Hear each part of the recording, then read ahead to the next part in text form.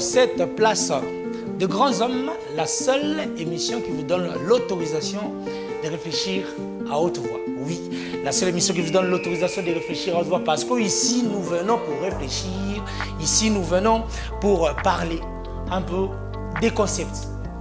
On parle, on essaie d'expliquer un peu. C'est ici, dans cette émission, où l'invité a l'occasion de nous donner un peu sa réflexion. L'invité a l'occasion d'exprimer ce qu'il pense. On a l'occasion aussi de comprendre le fond de pensée de nos invités ici, dans cette place de grands hommes. Vous le savez déjà, dans cette émission, on a l'habitude de tirer au sort, et des lettres qui seront tirées au sort seront révélées les thèmes qui seront abordés. Dans cette émission, on aura 3 tours de tirage au sort, donc 3 lettres qui nous aideront dans cette émission, avec ce sujet, à développer tous ces sujets qui vont faire le bonheur de ceux qui sont en train de nous suivre, le bonheur de vous, qui êtes nos chers amis téléspectateurs. Aujourd'hui, nous accueillons une intelligence de la République. C'est un professeur d'université, il est aussi très connu, c'est aussi un grand homme parce qu'il aime réfléchir. Ici, nous aimons réfléchir, et nos invités viennent ici d'abord pour réfléchir et aussi réfléchir à haute voix. Nous accueillons le professeur José Adolphe Voto qui va faire son entrée sur ce plateau. Le professeur qu'on va saluer. Bonjour professeur, bonjour. Bonsoir. Si vous pouvez vous asseoir. Merci beaucoup. Déjà. Merci pour l'invitation. Professeur Voto. Présent. Donc vous êtes notre invité de ce soir dans Place des grands hommes. Qui est réellement le professeur Voto? Ah, c'est pas toujours évident de parler de soi. Je suis le professeur Voto, oui. Je suis un homme de sciences, je suis un homme de culture, je suis un homme de Dieu. Les sciences de culture des dieux. Ouais, je suis curieux, je m'intéresse à la politique congolaise. Voilà, donc c'est très un peu... près. Ouais, ça m'intéresse. Pourquoi? Parce que le Congo m'intéresse. Et comme la politique tient tout en état, pour ne pas dire en étau. Donc si vous ne vous occupez pas de la politique, voilà. Automatiquement, elle s'occupe de vous. Comme on l'a dit. Et voilà. Vous vous en occupez pour qu'elle ne puisse pas vous occuper. Comme scientifique, oui, je m'intéresse à la politique congolaise. Comme scientifique, vous vous intéressez à la politique congolaise. Ici, ça dépendra de ce que nous allons tirer comme lettres. Ça dépendra un peu de ça. On va commencer directement avec la première partie de cette émission qui consiste à tirer au sort des lettres qui nous ouvrent un peu les sujets, qui nous donnent les sujets que nous allons débattre et échanger, surtout échanger. J'invite le professeur à choisir sa première lettre. Donc vous êtes dans Place des grands hommes. Professeur, si vous pouvez. J'ai mis plein de bouteilles là. Oui. Ça va me porter bonheur. Vous choisissez directement. C'est à vous de nous dévoiler ce qui se cache derrière. Dans ces papiers là. Oui. Je ne remets plus. Oui.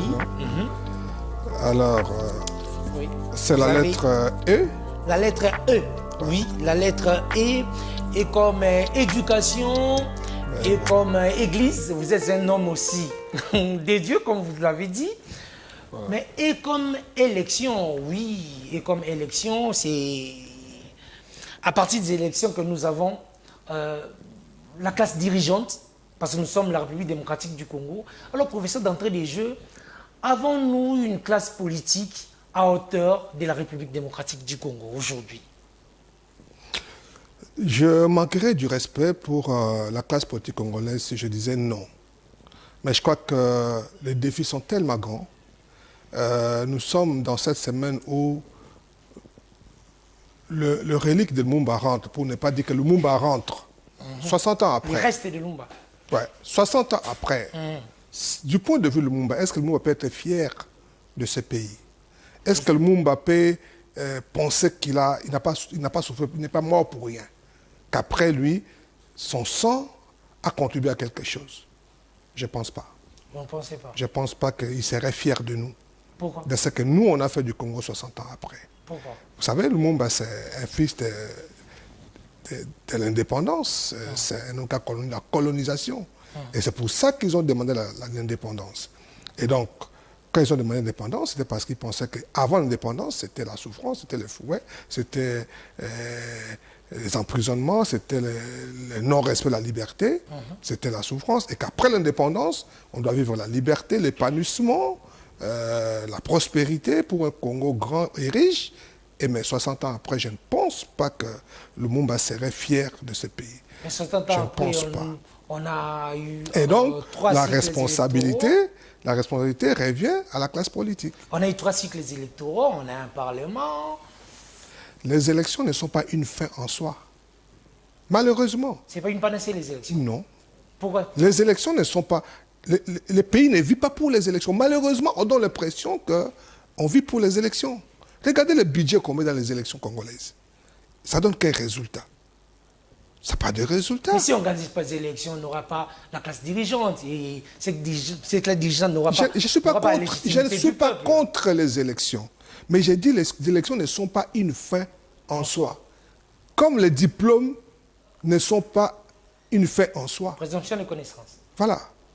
Les diplômes, on va moi j'ai fait les lettres, non scolae sed vitae discimus. On n'étudie pas pour les diplômes, on étudie pour la vie. Et c'est ce qui nous rattrape, c'est ça. Je crois qu'on dirait qu'on organise la classe politique autour des élections. Non. C'est que les Congolais, c'est que ma tante, ma mère qui n'a pas étudié, attend, ce n'est pas les élections. Il attend avoir de l'eau, avoir du courant, avoir des routes, voyager. Il doit avoir les dirigeants qu'il veut pour lui donner ses taux. Je veux bien, c'est pourquoi je dis, il y a plein d'exemples dans le pays aujourd'hui, des pays qui ne passent pas par les élections, mais qui sont heureux. La Chine, qui est pratiquement la plus grande économie aujourd'hui, pour ne pas vexer les Américains. Mais ce n'est pas les élections. Parce que qui dit élection dit démocratie. Ce n'est pas la démocratie. En Afrique, hier, Kadhafi, la Libye, c'était l'une des économies les plus prospères. Ce n'était pas les élections. Aujourd'hui, c'est l'enfer. Voilà. Mais à cause des Occidentaux, ce n'est pas à cause des Libyens. Est-ce que notre modèle, est-ce qu'on a trop calqué le modèle des Occidentaux? On a presque oublié la démocratie. Le nôtre.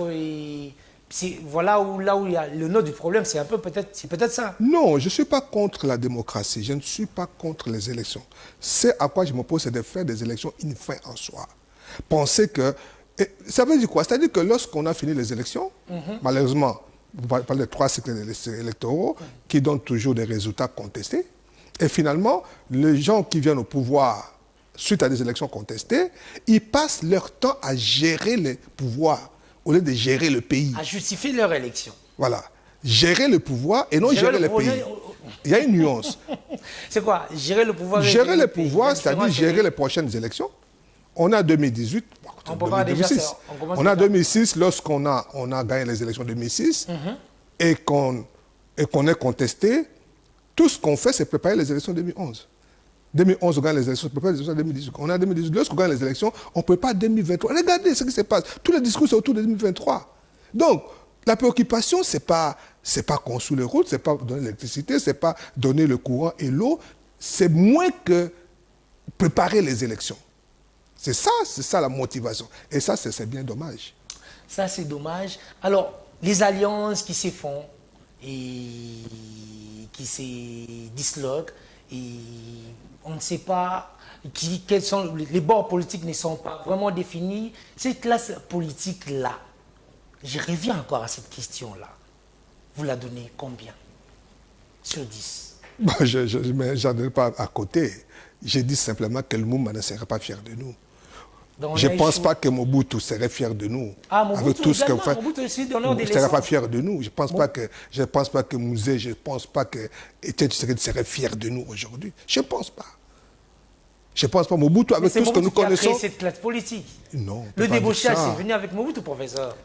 Le mot débauchage, oui, on ne peut pas tout dire. Non, mais ce qu'on vit dans les sécurités aujourd'hui, il ne serait pas fier de nous. Il regretterait. Les discours et la classe politique qu'a créé Étienne Tshisekedi, l'espoir que Étienne Tshisekedi a donné à ce pays, Lorsqu'il s'il s'est réveillé pour voir ce que nous faisons du Congo aujourd'hui, il ne serait pas fier de nous. Soyons vrais. Regardons-nous en face, regardons dans le miroir. Ces pays ne méritent pas ça, ce peuple ne mérite pas ce que la classe politique lui offre aujourd'hui. Une classe politique idéale pour le Congo, le profil. Bon, ce n'est pas les anges qui vont gérer le Congo, c'est les Congolais qui vont gérer le Congo. Nous devons être conscients qu'on n'est pas encore à la hauteur, ça, il faut le dire. Nous avons bénéficié d'un pays extraordinaire. Dieu a été injuste pour nous donner, avec les autres, pour nous donner ce pays-ci, mais nous avons été incapables jusque-là pour ne fût-ce que garder le pays, ne fût-ce que garder ça, garder les frontières. On est incapable. Sécuriser les Congolais. Parce que ça, c'est le rôle de l'État. Sécuriser le peuple et lui donner une vie meilleure. On est incapable de ça. Alors, nous devons être conscients qu'on n'est pas encore à la hauteur. On n'est pas encore à la hauteur. Donc on pouvait peut-être avoir une sorte de Muammar Kadhafi, un guide éclairé. Pas d'élection, mais le guide éclairé nous donne la voie, nous montre la voie et on suit. Non, je ne parle pas d'un guide, je parle de la classe politique. Parce que ce n'est pas l'affaire d'un individu. Voyez-vous, ce n'est pas l'affaire d'un individu, c'est l'affaire d'un groupe de gens qui pensent que nous sommes capables. C'est pourquoi ils s'organisent à parti politique pour gérer le pays. Oui. Alors, tous ceux qui ont pris le pouvoir pendant tous ces temps-là aujourd'hui, depuis l'indépendance, ne donnent pas raison à ceux qui ont réclamé l'indépendance. Donc, au père de l'indépendance, leurs efforts voilà, je ne pense pas. Ont été vaines. Voilà. Pas vaines, mais ce n'est pas quoi à la hauteur. C'est pas encore à la hauteur. On a beaucoup de chemin à faire. Ce pays mérite mieux, compte tenu de son potentiel. Ce pays doit être un pays pilote pour l'Afrique. Ce pays... Je ne veux pas passer à dire à ceux qui se plaignent que ce sont les Occidentaux, ce sont les voisins. Mais il en sera toujours ainsi. Les voisins vont toujours venir prendre. Les Occidentaux vont toujours s'organiser pour prendre. C'est à nous de nous organiser pour nous défendre. Alors, professeur, voilà. Le Congo n'est-il pas trop grand pour nous? Le Congo n'est pas trop grand parce qu'il y a plus grand que le Congo. Comment ça? Le Congo n'est pas trop grand. Il y a des pays plus grands que le Congo. Les États-Unis sont plus grands que le Congo. La Chine... Nous. Non, nous qui pas du tout. Ça c'est ça les discours pièges, les discours de ceux qui visent la balkanisation du Congo. Je crois que le Congo, le destin a donné le Congo aux Congolais. Il faut que les Congolais prennent conscience qu'ils ont une lourde responsabilité, qu'ils pensent d'abord Congo au lieu de penser tribu, au lieu de penser individu, au lieu de penser famille. Mais l'homme vient de quelque part. Regardez le scandale. L'homme vient d'abord de sa famille. Regardez le scandale. On fait une loi, on dit non, il faut enlever cette disposition qui veut que quel candidat puisse choisir ses suppléants dans sa famille. Mais les députés s'organisent pour que ça ne passe pas. Mais c'est grave. Donc des gens s'organisent pour réfléchir famille. Les gens sont plus dans leur famille, les gens sont plus tribaux que nationaux. Alors que le suppléant de la famille est du même territoire que vous, même secteur. Donc, mathématiquement, en politique, ça ne passe pas. Il faut que le suppléant soit de l'autre côté, un peu pour qu'il puisse vous amener d'autres voies aussi. Voilà, c'est triste parce que le calcul, c'est ma famille, c'est ma femme, c'est mes enfants. Voilà, on garantit la famille, on ne garantit pas la République. Malheureusement. C'est le professeur Voto. Donc, il est ici pour réfléchir avec nous. On a parlé un peu de la classe politique congolaise. Donc, le meilleur Premier ministre de tout ce que nous avons eu. Le meilleur, peut-être. Non, c'est un exercice difficile. On en a connu. Tout le monde a échoué. Non, je ne peux pas dire ça. Mais le meilleur, il faut prendre du temps pour évaluer les paramètres. Il y a des gens qui ont fait du bon travail. Non, je ne saurais pas me prononcer d'emblée. Il faut vraiment une évaluation. On a connu une vingtaine de premiers ministres, je crois. Il y en a qui ont été médiocres, il y en a qui ont été bons. Donc il y en a pour tous les goûts, quoi. Ouais. Vous savez parler de meilleurs. Je me réserve de me prononcer au risque de me contredire parce que il faut vraiment des paramètres d'évaluation. Un parti politique en République démocratique du Congo doit ressembler à quoi? Pardon? Un parti politique en RDC doit ressembler à quoi? Ça doit être national. La loi de 2006, c'était une très bonne loi, dit que ce parti doit être national. D'envergure nationale. C'est-à-dire avoir au moins toutes les provinces sont représentées. Et je crois qu'on doit rectifier aujourd'hui avec les 26 provinces, que les gens viennent de toutes les provinces. Ça doit, moi, je milite pour une loi qui ferait qu'un parti qui se présente aux élections et qui n'a pas 1% du Parlement doit être carrément supprimé. Supprimé. Ouais. Ça ne sert à rien. Mais il y a la liberté d'association. Oui, mais garantie aussi par la Constitution. Mais c'est ça. Vous allez à l'école, vous vous inscrivez pour réussir. Si vous échouez, on vous vire.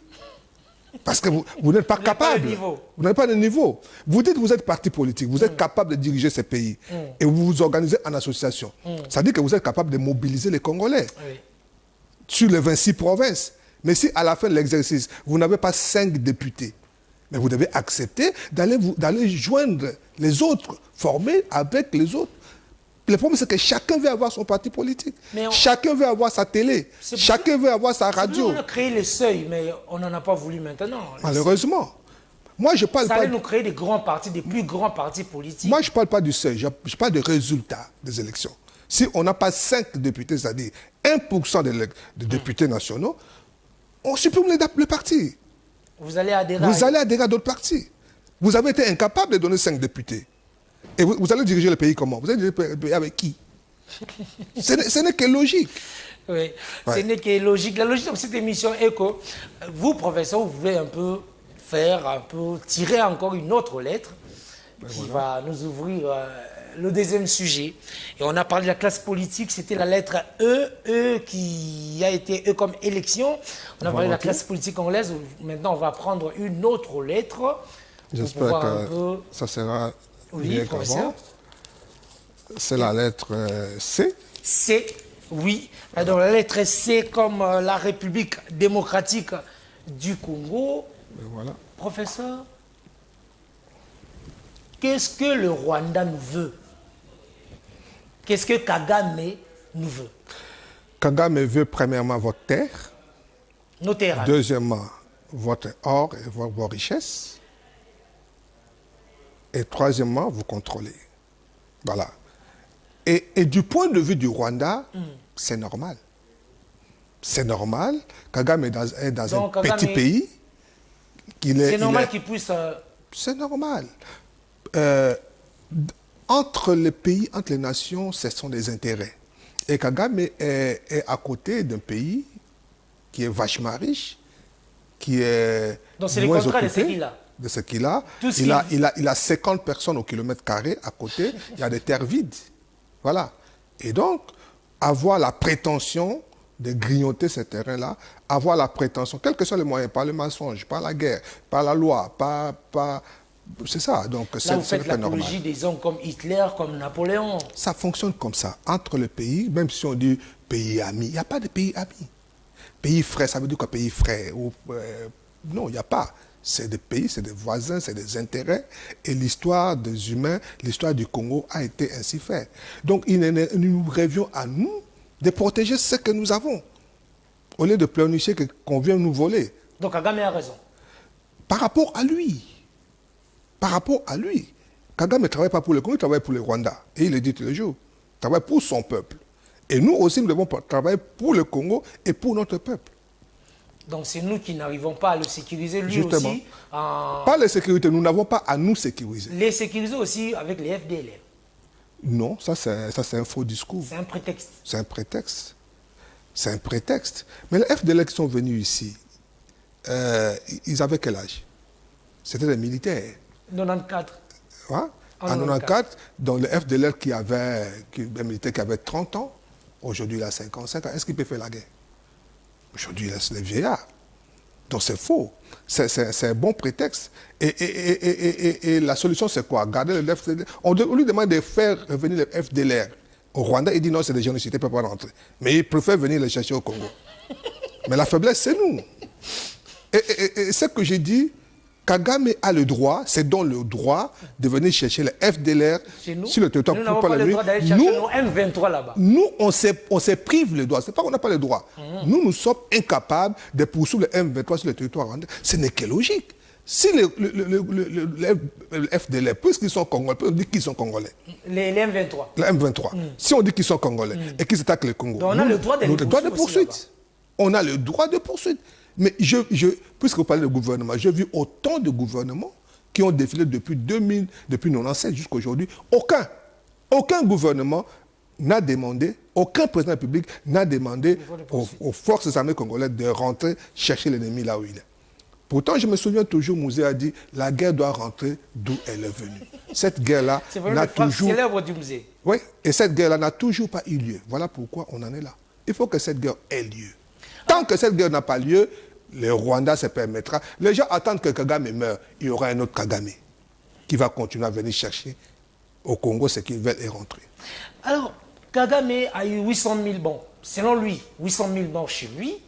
Il est en train de le vendre parce que dernièrement, c'était le prince Charles qui est allé visiter son mémorial et tout avec tous ces crânes qu'il exhibe, alors que nous sommes des Africains. Nous, en Afrique, on enterre les morts. Lui, il exhibe les crânes.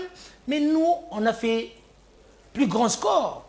On est dans les millions de morts. Comment on n'arrive pas à les vendre, cher professeur? C'est ça. Comment on n'attire pas la sympathie des Occidentaux? Ben, c'est ça que... C'est un élément de jugement pour la classe politique.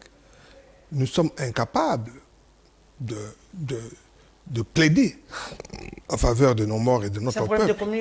C'est un problème de communication. C'est un problème de communication. Je termine mes études en 2000. En 2000, Mouzé est arrivé en 97. En 2000, c'était déjà la guerre de 98 avec le RCD qui a commencé et qui continuait. Oui. Et j'ai fait mon mémoire justement sur cette guerre-là, sur la communication de cette guerre. Et j'ai attesté que le problème du Congo, c'est la communication. Déjà à l'époque, le Rwanda sait communiquer. Le Rwanda est fort sur le plan diplomatique. Déjà à l'époque, tous les Rwandais à travers le monde, qui fassent de TFC, qui fassent de mémoire, qui fassent de thèses, qui fassent de films, qui fassent des émissions, toutes leurs thèses sont autour du Congo. Et ça a marché. Nous, pendant ce temps, on ne fait rien, on pleurniche. Donc, c'est encore d'actualité plus d'un quart de siècle après. On ne sait pas communiquer. Notre diplomatie est faible. Voilà. Qu'est-ce que Kagame peut donner aux Américains que nous ne pouvons pas donner? Mais nous, on est juste incapables d'aller dire ce que vous voulez aller prendre là-bas, par infraction, venez chez nous. Mais il y a quand même des avancées, parce que maintenant, on pointe du doigt officiellement le Rwanda comme étant le pays agresseur. Ce n'est pas aujourd'hui. Mouzé l'a fait. Ce n'est pas aujourd'hui. Peut-être Kabila ne l'a pas fait, Kabila Joseph ne l'a pas fait clairement, mais Mouzé l'a fait. Ce n'est pas aujourd'hui. Ce n'est pas ça qui résout les problèmes. Mais Mouzé, par rapport à l'Occident, n'était pas comme Fachi aujourd'hui. La perception de l'Occident. Oui, ça c'est... On connaît Mouzé avec Madeleine Albright, il y avait on n'entre pas dans ce débat-là. Le peuple congolais attend des résultats. Le président de la République a promis, et c'était ça son discours de campagne, vous m'élisez, je vais mettre fin à cette guerre. Et là, nous sommes pratiquement à 4 ans. La guerre revient de la plus belle. Et donc, moi je dis toujours que si Fachi n'arrive pas à mettre fin à la guerre avant 2023, tout son avenir politique se joue là. Voilà, donc soyons logiques. Si dans 5 ans, vous n'avez pas mis fin à la guerre, vous avez encore besoin de 5 autres années pour mettre fin à la guerre. Ça m'attriste que les gens disent la guerre n'a pas commencé à faire Fachi, ça fait 25 ans, on ne peut pas prendre 2-3 ans pour faire. Il n'est jamais trop tard pour mieux faire. Oui, mais c'est un mandat, c'est un contrat. Si vous n'arrivez pas à mettre fin à la guerre, alors donnez l'occasion à quelqu'un d'autre qui peut nous amener à mettre fin à la guerre. Parce que c'est prioritaire. Voyez-vous? C'est la priorité des priorités. Voilà. On n'a pas besoin de 10 ans pour mettre fin à la guerre. Et je crois qu'au-delà du bilan économique, au-delà du social, tout ça, il n'y a pas plus important que ça, la sécurité des Congolais. Si Fachi arrive à mettre fin à la guerre aujourd'hui, les Congolais vont oublier, ils vont oublier l'économie. Oui. Ils vont oublier le social. Il sera un héros. Il sera un héros. Alors, un des héros, c'est Mouzé. Et si il vous était donné, cher professeur, de faire le procès de Mouzé, non. Surtout par rapport à ce problème de l'Est. Parce qu'on dit que c'est lui qui nous les a amenés. Mais c'est ça la contradiction. Comment un héros nous a amené la guerre qui dure 25 ans? Non, pour moi, Mouzé n'est pas un héros, je suis désolé. Oh. Non, Mouzé n'est pas un héros. Héros par rapport à qui? Par rapport à Mobutu. Parce qu'il a vaincu Mobutu, il est héros. Mais la conséquence, ça fait 25 ans que nous sommes dans la guerre. Est-ce que ça valait la peine? Mais le contexte, Non, vous moi n'avez pas d'autre choix que d'essayer. Mais c'est ça. Mais c'est ça. Le choix de devenir Tshisekedi Mobutu et trahir les Congos. Quand Mouzé dit ne jamais trahir les Congos, il faisait allusion à quoi? Je pose cette question, je n'ai jamais eu de réponse. Non, quand il a retourné sa veste par rapport au Rwandais. Non, mais juste une année dites-moi, après. quand il dit ne jamais... Vous savez, moi j'ai grandi dans ce pays. J'étais jeune, j'étais étudiant, élève, étudiant du temps de Mobutu. On n'a jamais parlé de trahison dans ce pays. Le Congo a eu des guerres. Chaba, Moba 1, Moba 2. Il y a eu des guerres dans ce pays. Mais personne n'a jamais parlé de trahison. On disait les ennemis. Voyez-vous? On disait les ennemis du Congo. On n'a jamais parlé de... Le terme de trahison, on ne l'a jamais entendu parler. C'est Mouzé qui parle de trahison. Alors, je me pose toute la question. Lorsqu'il dit ne jamais trahir les Congolais, la phrase est restée célèbre. Il parlait de qui? Il faisait allusion à qui? À qui? Qui a trahi les Congos? Peut-être à nous. Mais le premier qui a trahi les Congos, c'est lui. C'est Mouzé qui a trahi les Congos. Mais après, il les a chassés. Ah, après avoir trahi. Après avoir pris le pouvoir, chassé Mobutu, il les a chassés et utilisés pour et ils ne sont jamais partis du Congo, et ils ne sont Zaïre. Voilà, et ils ne sont jamais partis. Ils ne sont jamais partis depuis 25 ans. Évoquant des contrats que nous on ne connaît pas et tout. Et c'est ça, c'est là où nous sommes en train d'attirer l'attention de Fachi avec cet accord de Nairobi. Il faut qu'il fasse attention. Sinon, il va commettre les mêmes erreurs que Mouzé. Penser que je vais les piéger et puis je vais retourner après, ça n'a pas marché avec Mouzé. Et nous en sommes là aujourd'hui. Et je dis, cette affaire de Nairobi, c'est vraiment un grand piège parce que si Fachi ne fait pas attention, voilà, c'est l'armée de l'Empire Imatuti qui va rentrer au Congo par la grande porte officiellement. Et le Congo n'a aucun moyen pour les mettre à la porte. Aucun moyen. Quand ils seront arrivés, ils vont consolider leur présence. La première des choses, en 2-3 mois, ils vont pacifier l'espace. Parce que c'est eux qui mettent le feu. Ils vont dire, oh, calme. Voilà, c'est eux les pyromanes. Ils vont jouer les sapeurs-pompiers. Ils vont maîtriser les maïmaï. Les pyromanes qui jouent aux pompiers. Voilà, et en moins de 3 mois, la comté sera pacifiée. Et en 6 mois, ils vont relancer l'économie de cette partie du pays. L'Ituri, les Nord Kivu, les Sud Kivu. Ils vont reconstruire les routes. C'est faire passer pour les héros. Voilà, ils vont reconstruire les routes pour les bienfaiteurs. Ils vont reconstruire les routes, ils vont reconstruire les ponts, ils vont amener l'électricité, ils vont relancer l'économie. Et à un moment, il y aura un semblant de bien-être, de paix et de bien-être que cette population n'a pas connu depuis 25 ans. Et la population dira que ce n'est pas Kinshasa qui nous offre ça. Vous avez la réponse. À ce moment-là, cette population n'a plus besoin de Kinshasa. Et on va leur dire, mais pourquoi vous voulez? Et il y aura sensiblement un écart de niveau de vie entre cette partie du pays et l'Ouest. Et on va dire, mais pourquoi pas? Alors, cette population va réclamer l'autodétermination pour un pays qu'ils ne vont pas diriger. C'est ce qui va se passer. Ça, il ne faut pas aller à l'université pour comprendre ça. C'est clair et net. Pour ça, vous êtes fataliste. Mais montrez-moi un autre schéma. C'est quoi? C'est que toutes ces armées viennent pacifier les Congolais. Dites-moi, pourquoi les Soudans rentrent là-dedans? Qu'est-ce que les Soudans ont à voir avec ces projets? Je vais vous dire pourquoi les Soudans rentrent là-dedans. Parce que les Soudanais, les Mboro, sont à la frontière. C'est ce que je voulais aussi dire.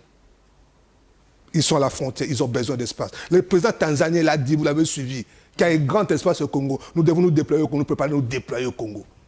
C'est pour venir nous envahir.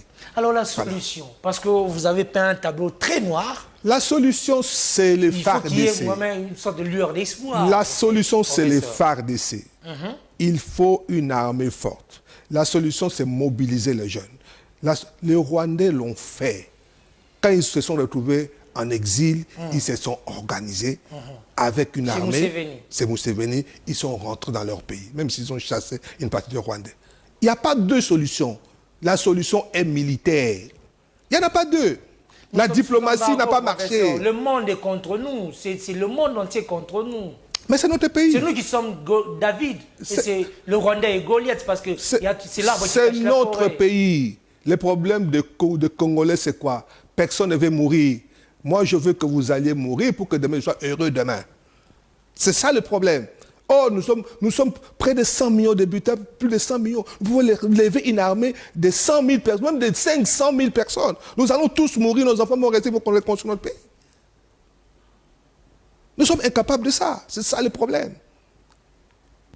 Nous attendons que Regardez, les gens meurent à Rutshuru, les gens meurent à Bunagana, on programme un concert à Kinshasa. Mais peut-être ça. Aussi sérieux que ça. Lever des fonds pour soutenir. Quel lever de fonds? Vous êtes à Kinshasa, vous connaissez ce stade. Les gens c'est 5 000 francs qu'ils payent, je crois. Ça va donner combien? Prenons 100 000 personnes, enfin 5 000, ça fait combien de francs? Ça fait 250 000 $. Quels fonds vous allez lever? Les gens veulent danser. Les gens veulent prendre leur argent dans l'organisation. L'argent qui va organiser le concert vaut plus que l'argent de billets. Ça, c'est la vérité. L'argent investi vaut plus que le... Ça, c'est la vérité. Si vous prenez les cachets de tous ces gens qui viennent, tout ça, les hôtels, les transports, la sonorisation, tout ça, ça vaut plus que 250 000 $. Quel argent on va générer au stade? On veut la danse. Je pose une question. Est-ce que si votre frère est à la morgue, est-ce que vous pouvez aller danser? Donc, si nous sommes prêts à aller danser le 30 juin, pendant que les gens meurent, ce ne sont pas nos frères. C'est le message que nous voulons passer. Je voudrais que les Kinois disent, Fatih, donnez-nous les armes qu'on a à l'Est, au lieu d'aller danser. On n'a pas besoin de danse, on n'a pas besoin d'argent. On a besoin des hommes et des femmes capables d'aller se battre. C'est ça. Donc il faut une sorte de circonscription, donc prendre tous les hommes en âge de se battre. Il faut lever une armée, donner les moyens à l'armée. On n'a pas de choix. Pour lever une armée, il nous faut du temps. Non. Et des moyens. Ça n'attend pas. On n'en a pas. Alors? Le budget. On n'a pas un budget conséquent pour avoir une armée de 500 mais on a le budget pour d'hommes. autre chose. Le budget pour autre chose. Mais on voit ces jours qu'il y a beaucoup de recettes. On a dit qu'on a doublé le budget, non? Mais c'est pourquoi? C'est pourquoi faire? La priorité, c'est la sécurité. La sécurité, c'est la vie. C'est plus que manger. C'est plus que le social, la sécurité. Parce qu'il s'agit d'une question de vie ou de mort. Il s'agit d'une question de vie ou de mort, cher professeur. Alors, le Rwanda, qui est perçu par l'Occident comme étant le petit pays fragile qu'il faut protéger face au désordre qu'il y a en face. C'est l'image que ça donne à l'Occident. Mais c'est la diplomatie. Notre diplomatie qui est malade, qui est capable de prendre la bonne image du Congo, qui est capable de le plaider. Et pourtant, je prends l'exemple de quelqu'un comme Dr Mukwege. C'est un grand. Peut-être que les Congolais ne le connaissent pas. On pourrait l'utiliser. Voilà. Je certifie que Mukwege est capable de prendre son téléphone et d'appeler le président américain. Vous voyez tous ces gens qui passent par Kinshasa ou non par Kinshasa qui atterrissent à Bukavu pour chercher Mukwege. Mais ça ne nous dit rien. Tout ce qu'on voit à lui, c'est un potentiel président qui peut nous remplacer. Et on a peur. Panier à crabe, quoi. Voilà.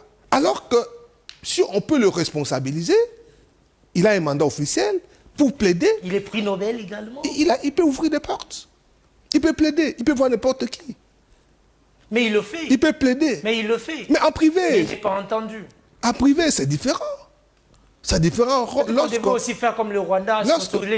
Mais dites-moi, vous faites de tous des ambassadeurs.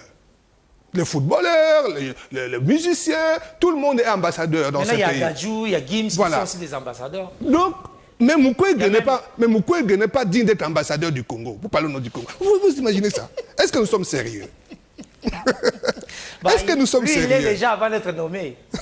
Il est déjà avant d'être nommé. Donc, à un moment, on ne sait pas ce qu'on veut. On ne sait pas ce qu'on veut. Donc, on ne définit pas les objectifs. Voilà. On ne sait pas ce qu'on veut. C'est un problème d'éducation, peut-être, professeur, vous qui formez les jeunes.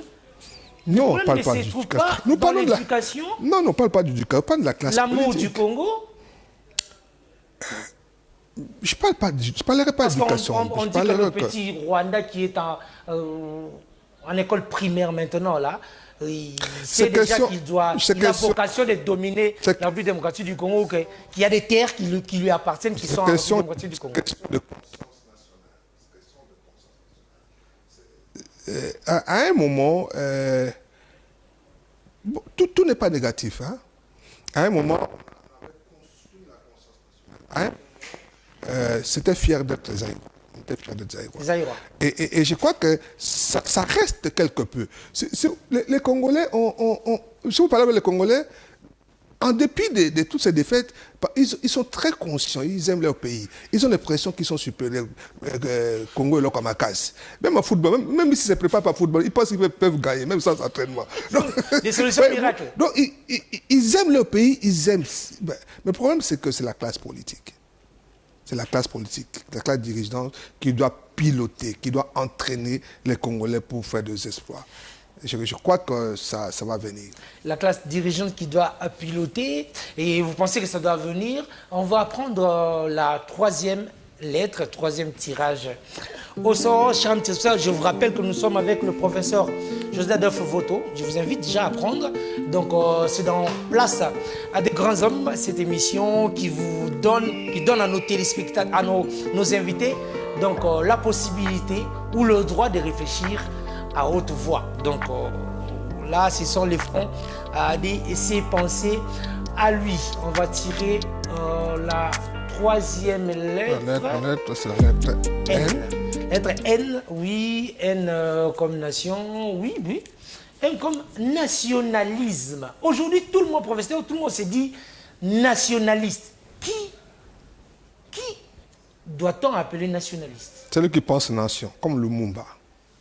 Pendant que tout le monde... Non, Lumumba, c'est le nationalisme rendu c'est le humain. modèle. C'est le modèle. C'est le modèle du nationalisme. C'est-à-dire que c'est dans un contexte où chacun avait son parti tribal. Abako, Konako, Anamongo, Konakat. des histoires comme ça. Lui, d'abord, son bastion, c'est pas chez lui. Il est Kassaïen. Ce qui étonne plus d'un. Il est Kassaïen, mais il a sa base à Kisangani et il émerge à Kinshasa. Et son parti s'appelle Mouvement National Congolais. C'est ça, être nationaliste. Réfléchir nation. Pas réfléchir province comme aujourd'hui. Les gens réfléchissent. Lui. Non, mais on en avait besoin. Le plan Van Bilsen, on devait encore attendre peut-être 30 ans. Non, mais il n'était pas le seul. Mais ceux qui ont attendu 30 ans, ça n'a pas été mieux que ça. Je ne pense pas que c'est... Après 30 ans, on allait préparer le Congo à l'indépendance. Non, ça, c'était un discours juste pour endormir les gens. Et donc, Lumumba, ça c'est le modèle du nationalisme. Donc, quelqu'un qui pense nation, qui réfléchit pays, avant de réfléchir tribu. Les Congolais sont tribalistes. C'est dommage. Les Congolais en haute altitude. C'est dommage. Beaucoup de gens sont tribalistes. Et pourtant, des gens qui ont étudié en Europe, des gens qui parlent anglais, mais tribalistes, ça, je n'ai jamais compris. Comment on peut avoir étudié en Europe, grandi en Europe, parler anglais, et dès qu'on a une responsabilité... Mais professeur, on vient d'une famille, la famille appartient au clan, les clans, tribu. Mais le pays, ce n'est pas votre tribu. Ces postes-là, imaginez-vous que vous avez un poste par un parti politique. Votre parti politique, ça être national. Et on vous nomme ministre le lendemain, c'est alors que votre tribu s'élève pour dire merci au président. Les familles, nous. Mais on vous a pas nommé parce que vous êtes Ngwati ou Mongo. On vous a nommé parce que vous êtes compétent, parce que vous êtes Congolais. Comme on dit, maintenant c'est notre tour. Voilà. Et les gens sont comme ça. Donc, être nationaliste, c'est de réfléchir d'abord pays, Congo, nation, avant de réfléchir tribu, avant de réfléchir province, avant de réfléchir famille. Donc, et ça, on en a besoin. Et Lumumba l'a démontré. Il a démontré. Pas communiste? Ben, il a toujours nié, mais ce n'est pas un péché que d'être communiste. Si c'est un choix qu'il a fait. Mais lui-même, il a toujours nié de n'avoir pas été communiste. Mais est-ce que c'est un problème d'être communiste? Pourquoi vous voulez nous définir par rapport au capitalisme? Pourquoi on doit être capitaliste forcément? Le capitalisme, c'est les Américains, c'est pas nous. Le capitalisme, c'est la liberté. Le communisme, c'est pas vraiment la liberté. Oui, mais c'est pas nous. Les capitalistes, c'est les Américains, c'est les Européens. Pourquoi nous, Africains, on doit forcément être impérialistes? On doit être capitaliste et non communiste. Et c'est là où je salue le discours de Mobutu. Mobutu avait compris. Il dit, nous sommes ni à gauche ni à droite.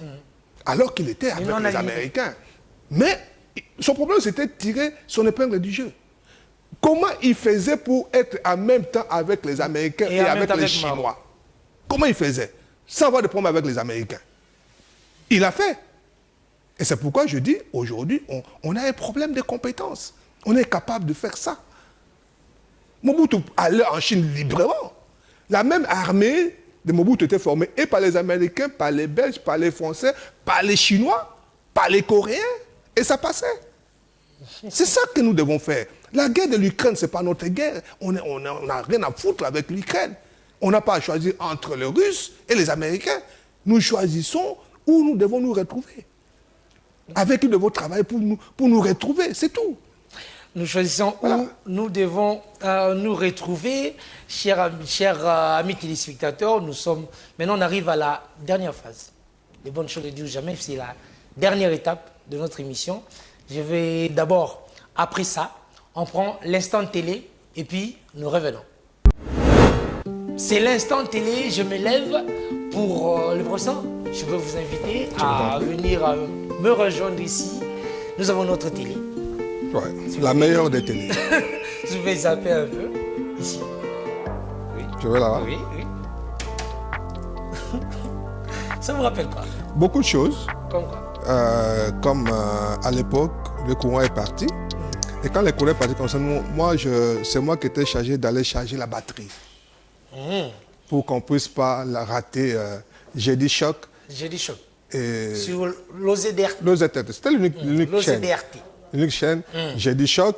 Et samedi. J'ai dit choc, c'était quelle émission comme ça? C'était la musique. Musique. Le truc de musique. Et le samedi, c'était samedi soir. Samedi soir, c'était après 21h, c'était les clubs musicaux. Oui. Et ça, c'était des grands rendez-vous. On était encore à l'école primaire. Hein. Oui. Et les émissions les plus ennuyantes, c'était les formations. Et puis après, c'était une jolie dame. Tu étais dans les nuages. Alors, une jolie dame qui sortait avec très belle dame, téléspeakerine. Il y avait un métier qu'on appelle téléspeakerine. Ça a disparu. Voilà. C'était de belles femmes, de belles filles qui parlaient bon français. Et quand elles venaient, nous savons qu'après, c'est le divertissement. Ça, c'est la partie qui nous intéressait. Oui. Voilà, donc c'est des grands souvenirs. Vous vous occupiez de la batterie? La batterie pour aller charger à chaque fois pour qu'on ne rate pas les émissions, qu'on ne rate pas le match, la Coupe du Monde. Et parfois, on était obligé d'aller regarder chez le voisin. Les matchs par la fenêtre. Oui. Voilà, donc on est passé par là, c'est des très bons souvenirs. Comment expliquer qu'une petite télé comme ça arrivait à divertir peut-être toute la famille et les gens qui étaient... Vous l'avez dit, vous allez peut-être suivre la télé chez les voisins, par la fenêtre, mais vous arriviez à voir le ballon, à voir le joueur, à bien suivre le match. Non, mais c'était la technologie de l'époque. Mais cette télé a une particularité, c'est la fidélité de l'image, le noir et blanc. L'image est très nette. Mieux, en termes de netteté, les techniciens comprennent ça. En termes de netteté d'image, le noir et blanc est meilleur que le télé en couleur. En couleur, aujourd'hui. Voilà. En tout cas, quand l'antenne est bien fixée, l'image est très nette. Très nette. Voilà. Mais il y a des losses là. Oui, c'est vrai. Non, mais là on n'a pas l'émission, on n'a pas bien l'antenne fixée. Si on a l'antenne bien fixée, si on a l'émission, si on réussit à bien orienter l'antenne, l'image est très nette. Oui, l'image est très nette. Alors, professeur, place des grands hommes. Nous vous avons reçu vos impressions. Je suis frappé d'abord par le cadre, par le décor, qui est très original. Merci. Par la thématique aussi. Vous savez, on a trop peu d'émissions de fond. On a peut-être près de 200 télés, je ne sais pas. Oui. Mais il y a trop peu d'émissions de fond. Il y a trop peu d'émissions où on réfléchit. C'est le divertissement, c'est la musique, c'est la culture étrangère qui nous envahit, nos villages et tout ça, c'est pas notre culture. Mais donc, quand il y a des émissions comme ça, surtout produites par des journalistes locaux, c'est très encourageant. Tous les thèmes qu'on a passés en revue, on a besoin de réfléchir pour notre pays.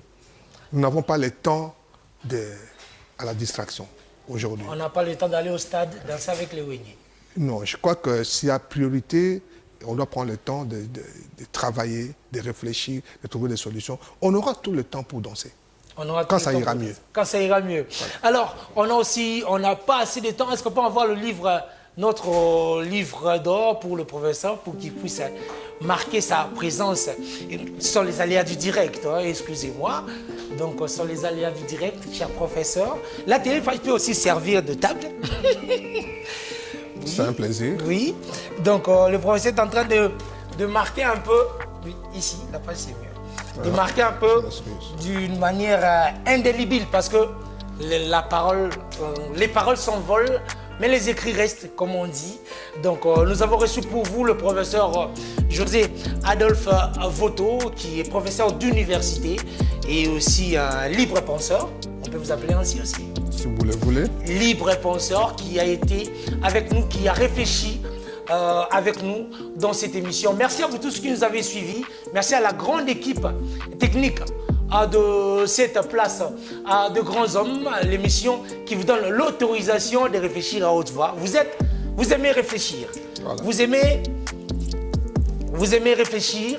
Vous n'aimez pas parler trop de noms parce que les grands esprits parlent des idées.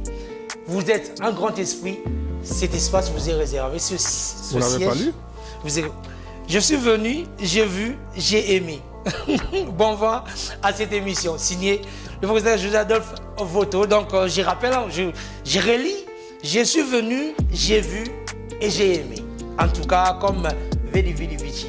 Voilà. Mais ici, c'est venir, voir et aimer.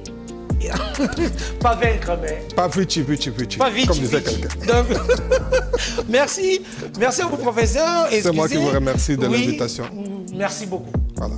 D'être venu vous voir et j'espère qu'on aura encore l'occasion d'échanger. Parce que j'ai un sentiment que c'est un peu d'inachevé. Ben voilà. Oui. On est dispo à tout moment. Merci beaucoup, je vous raccompagne. Merci à vous tous qui nous avez suivis. Bye.